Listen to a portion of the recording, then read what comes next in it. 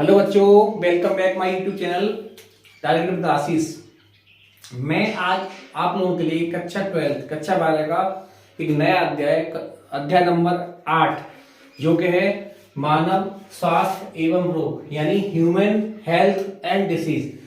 देखिए बच्चों, ये कक्षा 12 के लिए बहुत ही महत्वपूर्ण अध्याय है और मेरे हिसाब से आप कम पढ़ के भी आप ज्यादा मार्क्स इसमें गेन कर सकते हैं।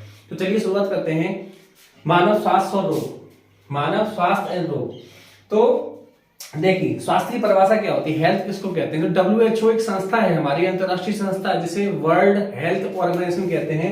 WHO के अनुसार स्वास्थ्य की परिभाषा क्या है, यानी स्वास्थ्य की परिभाषा कैसे दी है। देखो, अच्छे स्वास्थ्य का मतलब ये नहीं है आप एकदम अच्छे दिख रहे हो, हष्ट-पुष्ट दिख रहे हो तो आपका स्वास्थ्य अच्छा है। हमारी हेल्थ या स्वास्थ्य में की परिभाषा WHO ने दी है वो इस प्रकार से दी है। देखिए आप, मनुष्य की शारीरिक यानी आप शरीर से, मनुष्य की शारीरिक यानी आप शरीर से सही हो, अच्छे हो, एवं मानसिक, आप मानसिक मेंटली भी सही हो। ऐसा नहीं हो आप गली में आके घर में आके गाली गलौज कर रहे हो या उल्टा सीधा बोल रहे हो या किसी को परेशान कर रहे हो या आप चिड़चिड़े हो रहे हो या आप गुस्सा कर रहे हो किसी पे, तो वो भी आपका स्वास्थ्य ठीक नहीं है, आपको इलाज कराना चाहिए उसके लिए। तो शारीरिक, मानसिक एवं सामाजिक, आप सामाजिक रूप से भी स्वस्थ होने चाहिए। ऐसा नहीं है समाज में आप किसी के साथ दुर्व्यवहार कर रहे हो या किसी पे आप गुस्सा कर रहे हो या किसी से आप नाराज कर रहे हो या क्रोध कर रहे हो किसी पे, तो स्वास्थ्य की विशेषता नहीं है, आपका स्वास्थ्य ठीक नहीं है। ठीक है, तो WHO के अनुसार स्वास्थ्य की परिभाषा क्या है, मनुष्य की शारीरिक, मानसिक एवं सामाजिक स्वास्थ्यता की पूर्ण रूपेण कुशलता की अवस्था स्वास्थ्य कहलाती है। यानी आप मानसिक, शारीरिक और सामाजिक तीनों प्रकार से आप सही हो तभी आपको हेल्थी यानी आपको स्वस्थ बोला जाएगा। केवल ऐसा नहीं है कि आपके शरीर में कोई रोग हो तभी आप अस्वस्थ माने जाएंगे, ऐसा नहीं है। आपके शरीर में रोग ना भी हो लेकिन इन तीनों में से आपके अंदर कोई भी कमी पाई जाती है, आप मानसिक रूप से, शारीरिक रूप से या सामाजिक रूप से अस्वस्थ हैं, तो आपको हेल्थी यानी आपका स्वास्थ्य ठीक नहीं माना जाएगा। ये WHO के अनुसार परिभाषा दी हुई है। ठीक है बच्चों, अब आगे बढ़ते हैं। ये तो होगी हमारी WHO के अनुसार स्वास्थ्य की परिभाषा। अब आगे देखते हैं, अगला टॉपिक है हमारा स्वास्थ्य का मानव पर प्रभाव क्या है, यानी स्वास्थ्य का क्या प्रभाव है मानव पर, हम कैसे कह सकते हैं। देखिए, अगर आपका स्वास्थ्य ठीक है तो आप कोई भी काम अच्छे से कर पाएंगे। आपने देखा होगा आपके सिर में दर्द हो रहा है या आपको कोई परेशानी है या शरीर आपका काम नहीं कर रहा तो आपका पढ़ने में भी मन नहीं लगता है। यहां तक कि अगर आप ठीक नहीं है, आपको कोई बीमारी है या परेशान है किसी चीज से, तो आपका किसी भी कार्य को करने में मन नहीं लगेगा। जब मन नहीं लगेगा तो आप कार्य क्षमता भी कम होगी, आपकी कार्य क्षमता कम होगी तो आप एक परिवार में या जहां भी आप काम कर रहे हो, जॉब कर रहे हो या पढ़ रहे हो, वहां एक संपन्नता पैदा नहीं हो सकती। यानी आप कह सकते हो आपका शरीर स्वस्थ नहीं है किसी भी प्रकार से, शारीरिक या मानसिक या सामाजिक रूप से, तो आपके अंदर कार्य करने की क्षमता में कमी आएगी। आपकी जो घर की पारिवारिक स्थिति है वो उसमें संपन्नता में भी कमी आएगी, यानी आप किसी प्रकार से आगे उन्नति नहीं कर सकते। तो ये क्या है, स्वास्थ्य का मानव पर प्रभाव ये होता है, अगर स्वास्थ्य ठीक नहीं है तो आपको भिन्न भिन्न प्रकार से परेशानी हो सकती है। तो पहला टॉपिक था हमारा WHO की परिभाषा। WHO के अनुसार स्वास्थ्य की परिभाषा क्या थी, ये पढ़ लिया हमने। स्वास्थ्य का मानव पर प्रभाव क्या है, ये आपने देख लिया कि अगर आपका स्वास्थ्य ठीक नहीं है तो आपका काम करने में सक्षम नहीं होंगे, काम करने में सक्षम नहीं होंगे तो आपकी उत्पादकता में कमी आएगी और हो सकता है कि आपकी पारिवारिक या खुद की आर्थिक संपन्नता भी कम हो सकती है। नंबर 3 है, अच्छे स्वास्थ्य के लिए आवश्यक क्या है। ये इंपॉर्टेंट है कि हम अपने स्वास्थ्य को अच्छा कैसे रखें। तो उसके लिए क्या है, सबसे पहले नंबर 1, अच्छे स्वास्थ्य रखने के लिए आपको क्या है, एक संतुलित आहार लेना चाहिए। क्या लेना चाहिए, संतुलित आहार। यानी आपको सबसे पहले क्या जरूरत है कि आप बैलेंस डाइट लें। खाने पीने में जो आपको आपके शरीर के लिए आवश्यक है वो आप जरूर लें, जैसे विटामिन, मिनरल्स, प्रोटीन। आपके ऐसा माना गया है, एक माना गया है कि आपका जो वजन है शरीर का 70 किलो, तो उसका 10% नहीं 70 ग्राम आपको प्रोटीन की आवश्यकता डेली होती है, जो कि स्वाभाविक रूप से आपने देखा होगा घरों में इतनी प्रोटीन कोई खाने से प्राप्त नहीं कर पाता है। तो पहले तो बात है कि आपको संतुलित भोजन करना चाहिए रोज। नंबर 2, अगर आपको स्वास्थ्य अच्छा रखना है तो आपको ये बहुत जरूरी है कि आपको व्यायाम जरूर करना चाहिए, यानी एक्सरसाइज आपके लिए मस्ट है। आप शरीर मैं डेली भोजन करते हो, डेली खाना खाते हो, और आप एक्सरसाइज यानी व्यायाम नहीं करोगे तो आपका स्वास्थ्य खराब हो सकता है। नंबर 3, आप लोगों को स्वच्छता बहुत जरूरी है, क्लीनिंग। अगर आप रोजाना नहीं नहाते हो तो ठंड पड़ रही है, अब तो 4-5 दिन में नहा लिया करो। नहीं ऐसा नहीं, रोज नहाना आपको। तो आपको नहाने की बहुत जरूरत है, और नहाने के साथ साथ आपको शरीर की सफाई भी रखनी है, जिससे क्या है, जो भी बैक्टीरिया वायरस आपकी बॉडी पर आते हैं वो आप पे अटैक ना कर पाए और आपको नई नई बीमारियां ना बनाए, ये बहुत जरूरी है।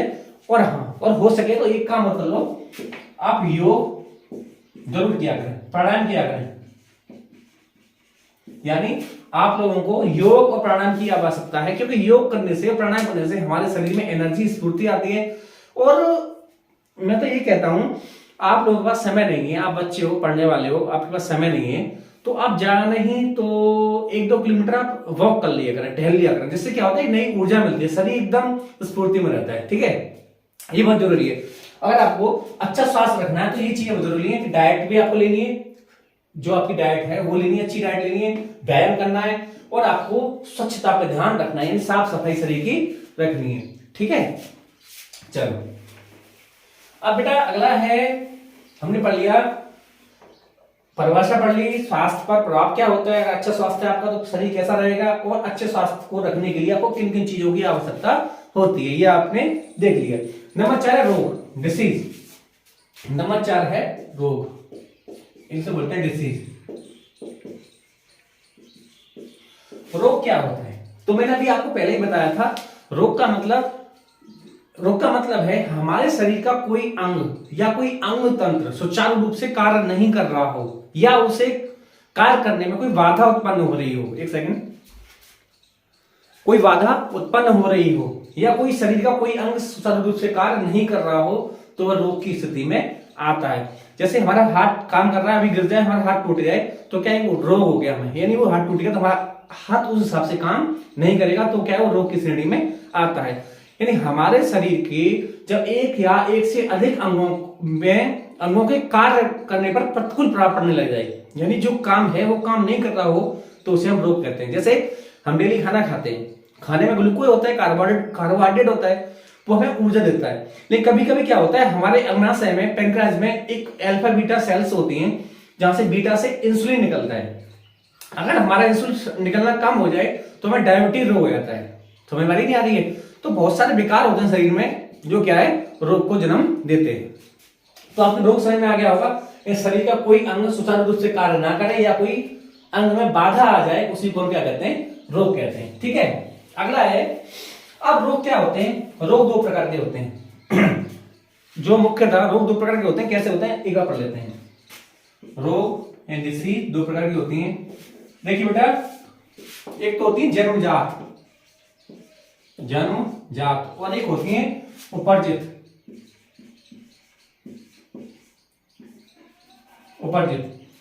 जन्मजात का मतलब यह है ऐसे रोग जो बच्चे में जन्म से ही हो शरीर में, यानी ऐसे रोग जो बच्चा पैदा होता है और जन्म से उसके साथ आए, उन्हें बोलते हैं हम जन्मजात रोग, उन्हें बोलते हैं हम जन्मजात रोग या कॉन्गिशनल डिसीज। ठीक है, जैसे जन्मजात रोग कौन कौन से होते हैं, जैसे हीमोफीलिया, क्या लिख देंगे, अगर बच्चा जन्मा है, और हम जन्मजात रोगों को ही आनुवंशिक रोग भी कहते हैं, यानी जन्मजात कह लो, या इन्हें हम क्या कह सकते हैं, आनुवंशिक रोग कह सकते हैं।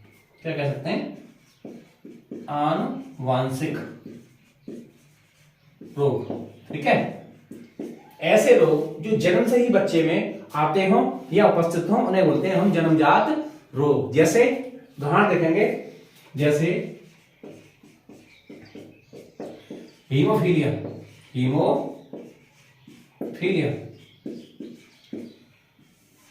एक रोग है जो जन्मजात रोग है, जो पीढ़ी दर पीढ़ी माँ बाप से बच्चों में जाता है। यानी हीमोफीलिया के बारे में आपने सुना होगा, जब हमारा कहीं से अंग कोई कट जाता है, जैसे रक्त निकलता है, और वो रक्त 3 से 6 मिनट में बंद नहीं होता है, तो उस व्यक्ति को हीमोफीलिया रोग हो सकता है। वर्णांतर, इसको बोलते हैं कलर ब्लाइंडनेस, यानी ऐसे व्यक्ति जिनको लाल और हरे रंग में कोई अंतर नहीं कर पाते या पहचान नहीं कर पाते, उन्हें कलर ब्लाइंडनेस या वर्णांतर रोग कहते हैं। ये भी एक जन्मजात रोग है जिसका कोई भी इलाज अभी तक नहीं है। मुख्यतः जो रेलवे के टेस्ट होते हैं, मेडिकल होते हैं, एग्जाम पास करने के बाद जहां पे मेडिकल होता है, रेलवे में ही बहुत ध्यान से देखा जाता है, बढ़ जाता है कि कलर विजन है या नहीं। या आर्मी में, आपको पता हो आर्मी में मेडिकल होता है, तो वहां पे कलर ब्लाइंडनेस की जांच होती है कि व्यक्ति को कलर ब्लाइंडनेस तो नहीं है। तो ये भी क्या है, जन्मजात रोग है। अगला बेटा डाउन सिंड्रोम। डाउन सिंड्रोम यानी ये भी बीमारी है जो गुणसूत्र की अनियमितता, गुणसूत्र के बढ़ जाने से होता है। हमारे शरीर में 23 जोड़ी क्रोमोसोम यानी गुणसूत्र होते हैं, उसमें 21वें जोड़ी गुणसूत्र पर एक गुणसूत्र बढ़ जाने से, यानी 46 होते हैं टोटल, 47 हो जाते हैं, तो वहां पे डाउन सिंड्रोम हो जाता है। ऐसे एक और है क्लिनीफेंटर सिंड्रोम। क्लिनीफेंटर सिंड्रोम यानी ये सभी बीमारी कैसी हैं, जन्मजात होती हैं, जो बच्चों में जन्म से ही आती हैं। इसमें कोई प्रकृति का या जन्म के बाद होने की कोई संभावना नहीं होती। तो ऐसे रोग जो बच्चों में जन्म से आते हैं उन्हें हम जन्मजात रोग कहते हैं, जैसे वर्धनता, हीमोफीलिया, क्लिनीफेंटर सिंड्रोम या डाउन सिंड्रोम आदि। और भी बहुत सारे रोग हैं। अब दूसरा है उपर्जित रोग। दूसरा है, पहला पढ़ लिया हमने जन्मजात, दूसरा है उपर्जित रोग। दूसरा है एक्वायर्ड डिसीज या उपर्जित रोग या एक्वायर्ड डिसीज बोलते हैं। एक्वायर्ड डिसीज यानी जन्म के बाद होने वाले रोग। ऐसे रोग जो जन्म के बाद हमारे शरीर में किसी कारण से शरीर में प्रवेश कर जाते हैं और अपने लक्षण प्रकट करते हैं, उन्हें हम उपर्जित रोग या एक्वायर्ड डिसीज कहते हैं। जैसे आपने देखा होगा, जो बच्चा पैदा होता है तो मलेरिया तो उसके साथ आएगा नहीं, मलेरिया हमें यहाँ पे होता है, यानी मच्छर के काटने से मलेरिया हो जाता है। हालांकि कारण उसका और भी है, वो प्लाज्मोडियम से होता है, अमीबा से, लेकिन होता है मच्छर काटने से, मक्खियां से हैजा हो जाता है। मक्खियां अगर आपके खाने पे बैठ जाती हैं तो उससे हैजा हो जाता है। चेचक हो गया, डेंगू हो गया, ये सब उपर्जित रोग है। जैसे आपके जन्म के बाद कौन कौन से रोग होते हैं वो आप यहाँ देख सकते हैं, जन्मजात रोग, ठीक है, 5 नंबर पर आपने देखा हुआ। उपर्जित रोग 6 नंबर पर, जैसे malaria, malaria common dengue. Dengue मच्छर के काटने से होता है, आपको पता है, मच्छर जब खाता है। और हाँ, डेंगू का मच्छर हमेशा दिन में काटता है, आप याद रखेंगे। मादा होती है मच्छर, वो दिन में काटती है, उससे क्या होता है, डेंगू होता है। जैसे चेचक, ठीक है, कैंसर। कैंसर भी कैंसर होगा एक जो जन्म के बाद हमारे शरीर में पैदा होता है। कभी ऐसा नहीं होता कि किसी के माँ बाप को कैंसर है तो बच्चों में कैंसर आए, ऐसा कभी होता नहीं है। कैंसर भी क्या है, एक उपर्जित रोग है, ठीक है। मलेरिया हो गया, डेंगू हो गया, चेचक हो गया, एड्स भी एक हो गया। एड्स भी कैसा रोग है, जो उपर्जित रोग है। ध्यान रखना, एड्स और कैंसर बहुत जानलेवा बीमारी है, इनका कोई भी इलाज वैसे अभी संभव नहीं हो पाया, ठीक है। तो हो गया उपर्जित रोग। हालांकि देखो होता क्या, उपर्जित रोगों को 2 भागों में बांट दिया हमने पढ़ने के हिसाब से। उपर्जित रोगों को 2 भागों में बांट दिया है। जैसे उपर्जित रोग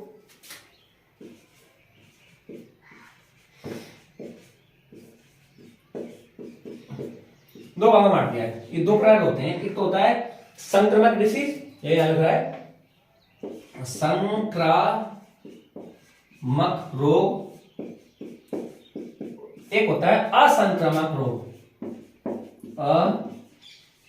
असंक्रामक रोग। इन्हीं से बोलते हैं इन्फेक्शन डिसीज और non infection disease. Infection disease, short में डी लिख दिया मैंने, उसे बोलते हैं नॉन इन्फेक्शन डिसीज। यानी आपने नाम तो सुना होगा, अभी तुमने देखा होगा, बहुत से लोग बोलते हैं इन्फेक्शन हो गया, क्या इन्फेक्शन हो गया, अरे मेरे गले में इन्फेक्शन हो गया, मेरे हाथ में इन्फेक्शन हो गया।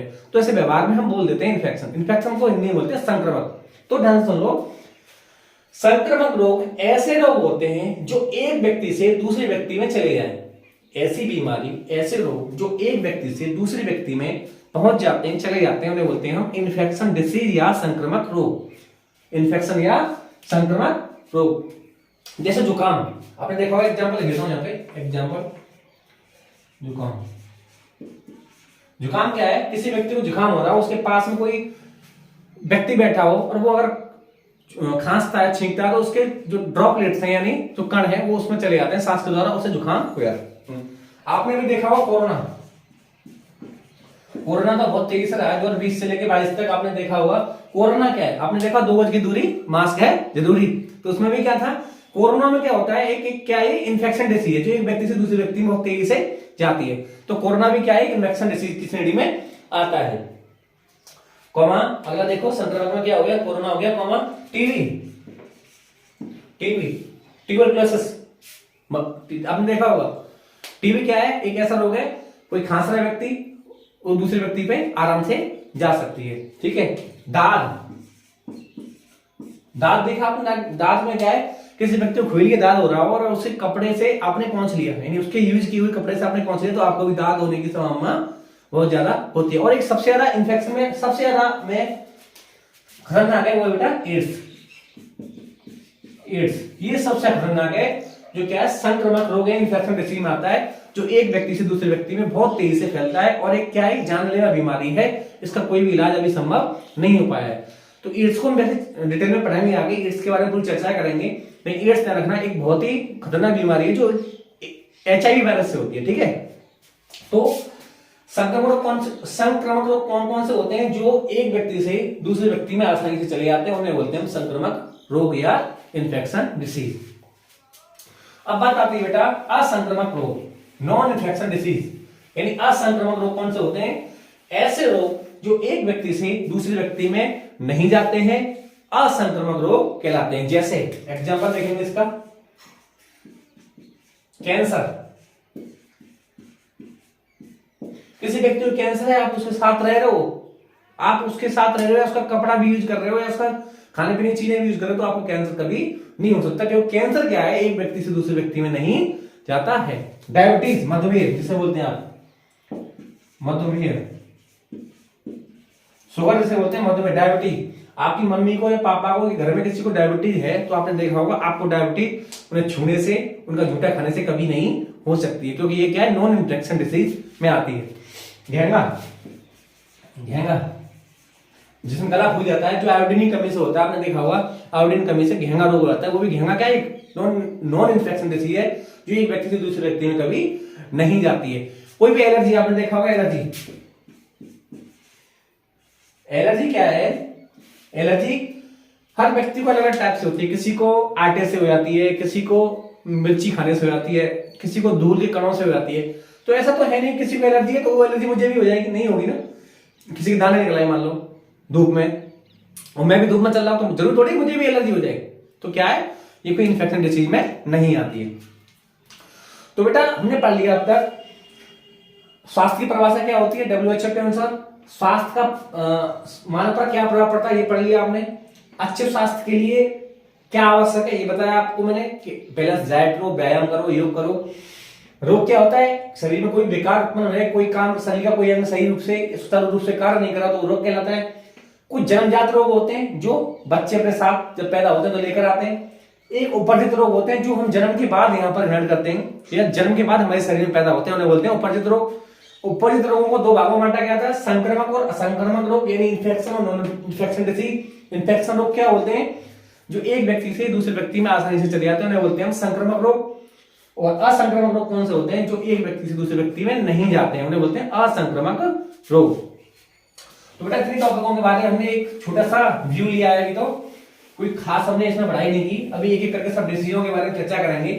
अब होता क्या है, सबसे ज्यादा हमें इस चैप्टर में पढ़ना है संक्रमक रोग, इन्फेक्शन डिसीज पढ़ना है, संक्रमक रोग।